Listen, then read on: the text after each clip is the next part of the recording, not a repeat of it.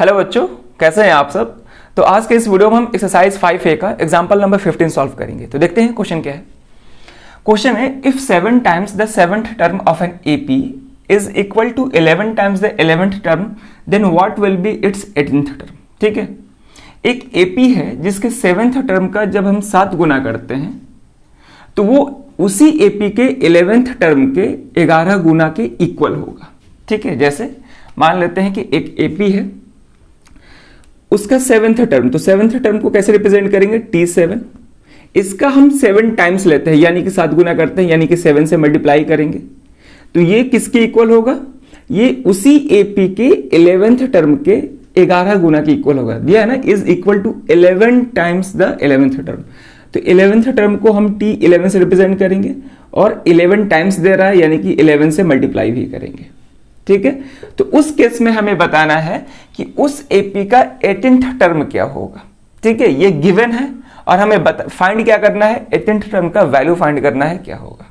ठीक है, तो कैसे करेंगे, बहुत आसान क्वेश्चन है, ध्यान से देखेंगे। यहाँ पे बस जो भी समझना था यही समझना था कि एक एपी है जिसके 7th टर्म का जब हम 7 गुना करते हैं तो वो उसी एपी के 11th टर्म के 11 गुना की इक्वल है। तो उस केस में बताना है कि उस एपी का 18th टर्म क्या होगा। ठीक है, चलिए अब कैसे सॉल्व करेंगे इसको, ध्यान से देखेंगे। तो मान के चलते हैं, अब यहाँ पे एपी का तो सीक्वेंस नहीं दिया गया है, तो यहाँ पे हम खुद से मान के चलेंगे कि इस एपी का फर्स्ट टर्म को हम ए से रिप्रेजेंट करेंगे, स्मॉल ए से, और कॉमन डिफरेंस को स्मॉल डी से रिप्रेजेंट करेंगे। ठीक है, तो सॉल्यूशन देखेंगे, तो लिखेंगे let first term of an let the first term of an AP be small a and common difference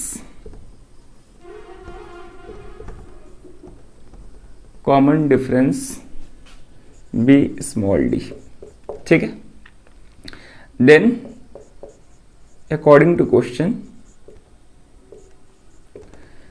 में क्या गिवन है, 7 टाइम्स द 7th टर्म, यानी कि 7 इंटू T7 इक्वल है 11 टाइम्स द 11th टर्म, यानी कि 11 इंटू T11। ये question में गिवन है। ठीक है, यहां पर लिख देंगे ये गिवन।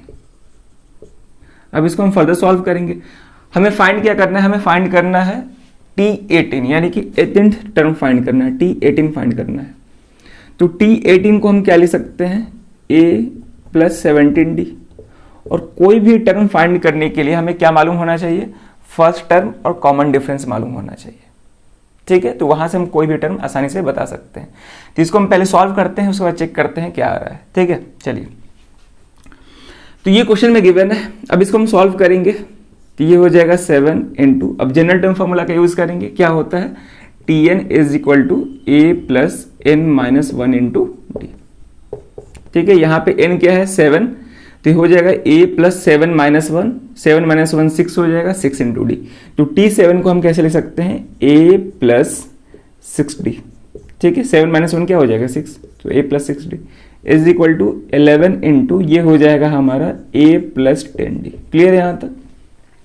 अब इसको हम फर्दर सॉल्व करेंगे, 7 दोनों से मल्टीप्लाई हो जाएगा, तो ये हो जाएगा 7a, 7 6 जा 42d इज इक्वल टू, ये हो जाएगा 11a, और इन दोनों को मल्टीप्लाई करेंगे तो ये हो जाएगा 110d। ठीक है, अब क्या करेंगे, सारे टर्म्स को एक तरफ करेंगे, तो हम इसको इधर भेज रहे हैं। ठीक है, क्योंकि इधर बड़े नंबर्स हैं, इधर छोटे नंबर्स हैं, तो बड़े में से छोटे को सब्ट्रैक्ट करेंगे तो वो पॉजिटिव आएगा। तो इधर वाले टर्म को हम उधर भेज रहे हैं, तो इधर क्या बचेगा, 0। सारे टर्म्स को हम उधर भेजेंगे तो इधर 0 बच जाएगा। तो यहाँ पे हो जाएगा 11a प्लस 110d। अब ये पूरा उधर जाएगा तो माइनस हो जाएगा ना, तो minus of 7a plus 42d। Clear है, तो इसको हम इधर लिख रहे हैं, तो यहाँ से हो जाएगा 11a plus 110d minus 7a minus 42d is equal to 0। Further solve करेंगे तो 11a माइनस 7a, ये तो 4a हो जाएगा, प्लस 110 माइनस 42, ये कितना हो जाएगा, ये हो जाएगा हमारा 68। ठीक है, 68d इज इक्वल टू 0। अब हम क्या करेंगे, अब ये एक लीनियर इक्वेशन है, अब इसको हम फर्दर सॉल्व करेंगे। कैसे करेंगे, इन दोनों में हमको कॉमन दिख रहा है, क्या कॉमन दिख रहा है, 4 कॉमन दिख रहा है, तो यहाँ से हम 4 कॉमन कर लेंगे, तो यहाँ पे a बचेगा प्लस 68 को 4 से डिवाइड करेंगे, कॉमन करने का मतलब क्या होता है, डिवाइड करना, तो 68 को हम 4 से डिवाइड करेंगे तो कितना हो जाएगा 17, क्योंकि 17 4 से क्या होता है 68, तो a plus 17d is equal to 0। अब 4 मल्टीप्लीकेशन में है, इधर आएगा तो डिवीजन में हो जाएगा, तो यहाँ से बच जाएगा a plus 17d is equal to 0/4, तो 0 को किसी भी नंबर से डिवाइड करते हैं वो क्या आता है 0 आता है, तो यहाँ से हमें क्या मिल रहा है कि a plus 17d is equal to 0। अब यहाँ पे हम लिखे हैं कि a प्लस 17d किसकी इक्वल होता है, T18 की इक्वल होता है, क्योंकि हम चाहें तो a प्लस 17d को लिख सकते हैं a plus 18 minus 1 into D, 17 को हम 18 माइनस 1 लिख सकते हैं। अब ये किस फॉर्म का है, a plus n minus 1 into D form का है, ठीक है, और a plus n minus 1 into D किसके इक्वल होता है, Tn के इक्वल, और यहाँ पे n क्या है 18 है, तो ये क्या हो जाएगा T18। आ रही बात समझ में, तो यहाँ पे हम क्या करेंगे, देखिए यहाँ पे हम अलग अलग से a और d नहीं निकाल पाएंगे, क्योंकि ये लीनियर इक्वेशन इन 2 वेरिएबल है, यहाँ पे 2 वेरिएबल है a और d, और लीनियर इक्वेशन इन 2 वेरिएबल को सॉल्व करने के लिए 2 इक्वेशन चाहिए होता है, लेकिन यहाँ पे हमें एक ही इक्वेशन मिल रहा है, जो भी इन्फॉर्मेशन दिया गया है उस इन्फॉर्मेशन से हमें एक ही इक्वेशन मिल रहा है, ठीक है, तो यहाँ से हम अलग से a और अलग से d नहीं निकाल सकते हैं। ये क्वेश्चन ऐसे ही सेट करके दिया हुआ था कि यहाँ पे जो भी रिजल्ट आ रहा है a प्लस 17d ये किसके इक्वल है, T18 के इक्वल है, और हमें फाइंड भी क्या करना था, T18 यानी कि 18वां टर्म फाइंड करना था, ठीक है, तो जो भी रिजल्ट दिया गया है वो किसके इक्वल आ रहा है, T18 के इक्वल आ रहा है, तो यहाँ से हम डायरेक्ट बोल सकते हैं कि यहाँ से जो T18 आएगा यानी कि 18th टर्म जो आएगा वो किसके इक्वल है, 0 के इक्वल है, ठीक है। तो यहाँ पे हम थोड़ा सा इसको फर्दर सॉल्व करेंगे, कैसे, a प्लस 17 को हम लिख सकते हैं 18 माइनस 1, और यहाँ पे d हो जाएगा इज इक्वल टू 0, ठीक है। अब ये किस फॉर्म का है, a plus n minus 1 into D form का है, जहाँ पे n किसके इक्वल है, 18 के इक्वल है, तो ये Tn यानी कि T18 हो गया, तो यहाँ से लिख सकते हैं कि देयरफॉर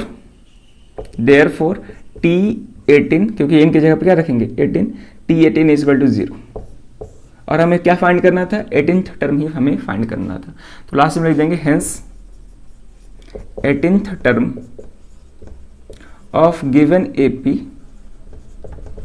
किसके इक्वल है, 0 के इक्वल है, या फिर लिख सकते हैं गिवन AP इज 0। आया बात समझ में, यहाँ पे हम इसको समझाए हैं कि कैसे हम इसको, इस रिजल्ट को हम डायरेक्ट कैसे T18 लिख दिए, यहाँ पे हम इसको समझाएं, क्लियर है। तो इस तरह से इस क्वेश्चन को सॉल्व करना था, आसान क्वेश्चन था, कंसेप्चुअल क्वेश्चन था, इसमें हम कंसेप्ट भी सीखे हैं, और ये इंपॉर्टेंट क्वेश्चन है क्योंकि बोर्ड में भी पूछ चुका है, ठीक है। तो बढ़िया क्वेश्चन था, कहीं भी कोई डाउट है जरूर उसको कमेंट करिएगा, और क्वेश्चंस को खुद से प्रैक्टिस करने का कोशिश करते रहिएगा, ठीक है। तो इस वीडियो में ये क्वेश्चन रखते हैं, अब मिलते हैं नेक्स्ट वीडियो में नए क्वेश्चन के साथ। Thank you.